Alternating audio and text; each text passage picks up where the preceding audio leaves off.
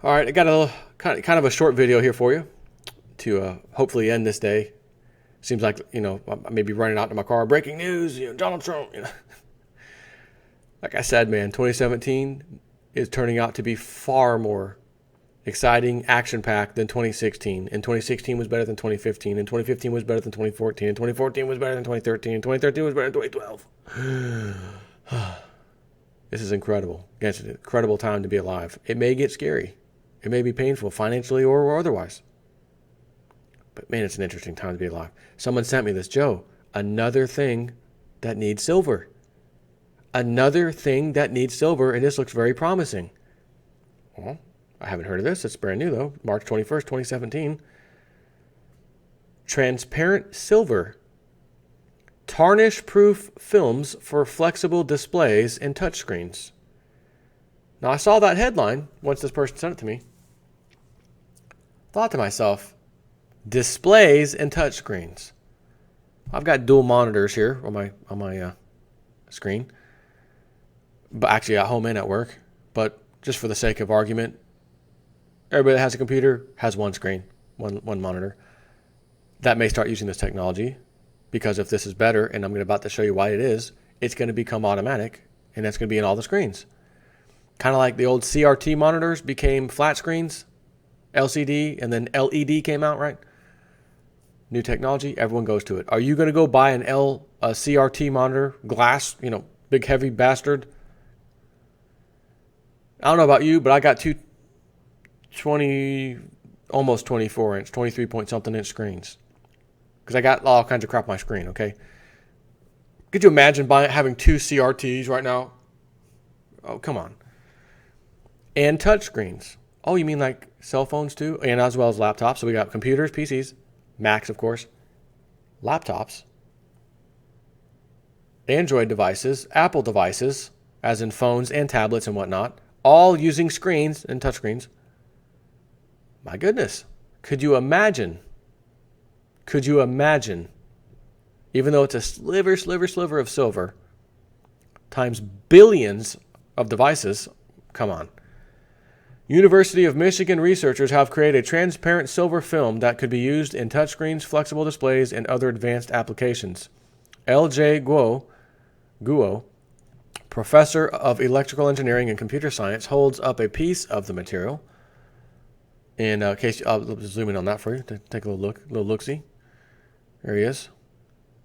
Oh wait, that's Illuminati. See how he's blocking his eye? That's Illuminati. Never mind. Just kidding. But that's a little piece of the film.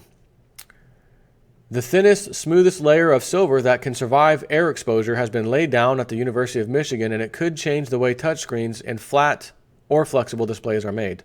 It could also help improve computing power, affecting both the transfer of information within a silicone chip, and the patterning of the chip itself through metamaterial super lenses. So wait a minute, there's more? It's not just for screens? It could be used for the circuit boards? What's this? By combining the silver with a little bit of aluminum, the University of Michigan researchers found that it was possible to produce exceptionally thin, smooth layers of silver that are resistant to tarnishing. They applied an anti-reflective coating to make one thin metal layer up to 92.4% transparent. The team showed that the silver coating could guide light about 10 times as far as other metal waveguides, a property that could make it useful for faster computing. And they layered the silver films into a metamaterial hyperlens that could be used to create dense patterns with feature sizes a fraction of what is possible with ordinary ultraviolet methods on silicone chips, for instance. Screens of all stripes need transparent electrodes to control which pixels are lit up, but touchscreens are particularly dependent on them. A modern touchscreen is made up of transparent conductive layer covered with a non-conductive layer. It senses electrical changes where a conductive object, such as a finger, is pressed against the screen. Quote, the transparent conductor market has been dominated to this day by one single material, the professor said. This material Indium tin oxide is projected to become expensive as demand for touch screens continue to grow. There are relatively few known sources of indium, he said. Before it was very cheap. Now the price is rising sharply. So you mean silver can come and save the day? No. No kidding. The ultra-thin film could make silver a worthy successor. Usually it's impossible to make a continuous layer of silver less than 15 nanometers thick, or roughly 100 silver atoms. Silver has a tendency to cluster together in small islands rather than extend into an even coating, he said. By adding about 6% aluminum, the researchers coaxed the metal into a film of less than half that thickness, 7 nanometers. What's more, when they exposed it to air, it didn't immediately tarnish as pure silver films do. After several months, the film maintained its conductive properties and transparency. And it was firmly stuck on, whereas pure silver comes off glass with Scotch tape. In addition to their potential to serve as transparent conductors for touchscreens, the thin silver films offer 2 more tricks. They've got tricks up their sleeves? What? Both having to do with silver's unparalleled ability to transport visible and infrared light waves along its surface. The light waves shrink and travel as so-called surface plasmon polaritons, showing up as oscillations in the concentration of electrons in the silver's surface. Those oscillations encode the frequency of the light, preserving it so that it can emerge on the other side. While optical fibers can't scale down to the size of copper wires on today's computer chips, plasmonic waveguides could allow information to travel in optical rather than electronic form for faster data transfer. As a waveguide, the smooth silver film could transport the surface plasmons over a centimeter, enough to get by inside a computer chip. Again, so we're not just talking screens, monitors, touch screens.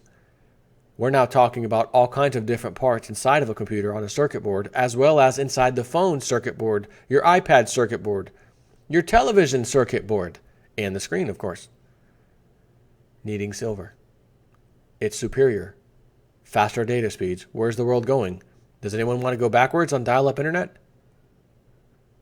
If your internet bill doubled right now, and you have high-speed internet, of course, would you say, screw this, I'm going back to dial-up if that was the only option? I already know the answer. Not a chance in hell. Once you got a taste of that high speed, you will never go back to dial-up. Some of you watching this right now may have never had dial-up, so you don't even know what it's like. You hit the dial, get online, hear the little modem pick up.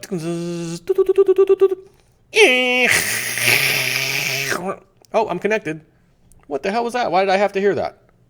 Why did I need to hear that noise to make the connection? I guess that's an audible sound. You're connected in computer speak. Just kidding.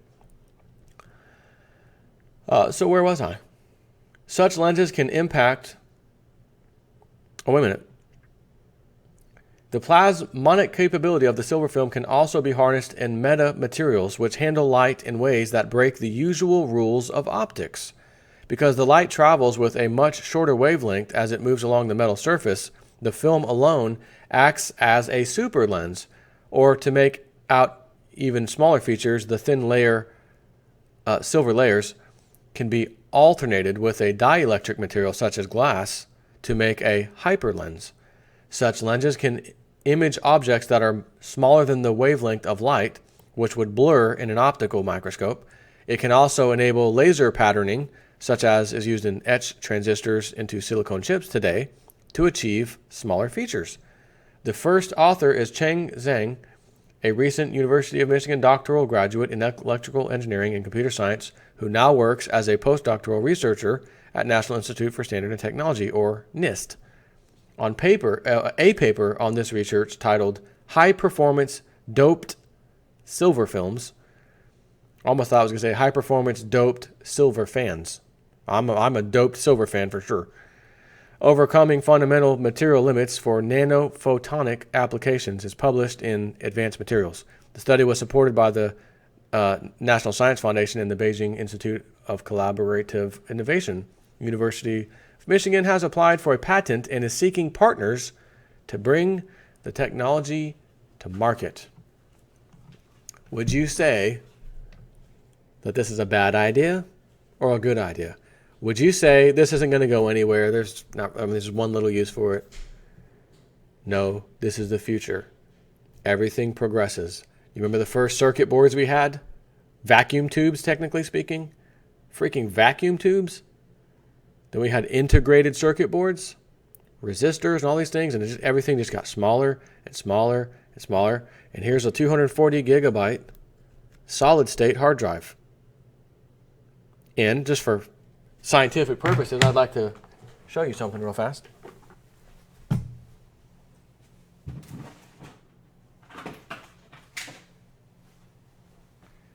Here is the typical hard drive, old school. Oh, that's funny. Circuit board is green. The circuit board is green and is being keyed out by my green screen technology here. That's a little circuit board. There's the other side. So this is the size, typical hard drive, and then we have the solid state hard drive. Okay. And if we flip them on their sides, look at this. This has spinning discs inside of it, platters, if you will. There's a hard drive platter, and there's discs that spin really fast. And there's a little needle thing that reads them. Kind of like a record, honestly. And it reads it very quickly. But it's got moving parts. The thing can only spin for so long. It has bearings, moving parts. Moving parts never, ever, ever last forever. They can't. Matter of fact, they don't last that long, to be honest with you. A few years usually, and that's it, if you're lucky, depending on how much use is on it. This, on the other hand, solid state drive, SSD, which means what? Solid state drive. It is a solid state technology. There's no moving parts in this little drive. And if this was running my computer right now, it would probably boot up in about 40 seconds, 45 seconds. I'd get to the desktop, and then after I got to the desktop, all the crap that loads up in the background is loading up, even though you can't really see it. So if you try to go open Internet Explorer or Mozilla Firefox or Chrome or whatever your browser is and start doing stuff or opening a program, now you're really waiting. You're waiting for them to load up. Hurry up. Any day now. Okay, finally. With one of these in your computer, these things are so much faster than that. I can't even describe. My computer will boot in between 10, 11 seconds with one of these. And the second it boots, I can click the little thing down there by the clock, the little task thing, and all the little crap again loads up, my webcam software, video card stuff, all this crap. You just see it boop, boop, boop, boop, popping up. Even though that's happening, I can then go open up any other program I want, Word document, and it pops right open. If I even thought about doing it on this, I'd be pulling the rest of this little hair out, at least the gray side, the two little gray sides, I'd be pulling those hairs out because I would want to get rid of the gray ones first. What does this mean? This is technology evolving. I will never, ever, and have not, since I got a hold of these, built a computer, family, upgraded someone here, whatever, or at work, I have never bought one of those old ones again. These are so fast, there's no moving parts, they will last longer, etc. They now have some of these out there. I think Samsung, the Evo 850 or whatever it is, I think it's that one. One of them damn things has a 10-year warranty. Most of those old hard drives have a 3-year. And God help you if you don't have a Western Digital and you chose a Seagate or something. It ain't lasting, I'm here to tell you. So now take this with this new technology, and this might even become smaller. And guess what? Even faster. Now they also have these nowadays that are actually a card that has the internal chips inside here built into the card, and you slide the card into one of your PCI ports, slots on your computer and the motherboard. And they're even faster than that. So again, you could fit more on one of those chips, and it'll be even faster with this technology, even if you use this one. All right, so that's the point. The point is saying, well, what I'm trying to say here is, if this can do what he just said it did, they've tested and then confirmed, This is absolutely going to be technology sometime in the future, and probably not so distant future, because everything is moving so freaking fast these days. Which means what? Which means you got to have your silver. Silver is not just to save you from the financial collapse. It's going to be something that is needed in so many different technologies, as I've been covering on this channel. The windscreens, windshields on cars, the damn sun cell technology that needs, I think someone told me 20-something ounces of silver. They finally found out the number. It liquefies it, but it produces incredible energy and yada, yada, yada. If that thing was the only thing that came out, and it works, and they're supposed to be having some working models coming out this year, supposedly, by the middle of this year, say goodnight to fossil fuels, nuclear power, all that. Good day. Good day, sir. It's gone. And do you know what would happen to the silver market? Just think about that for a second. Take care.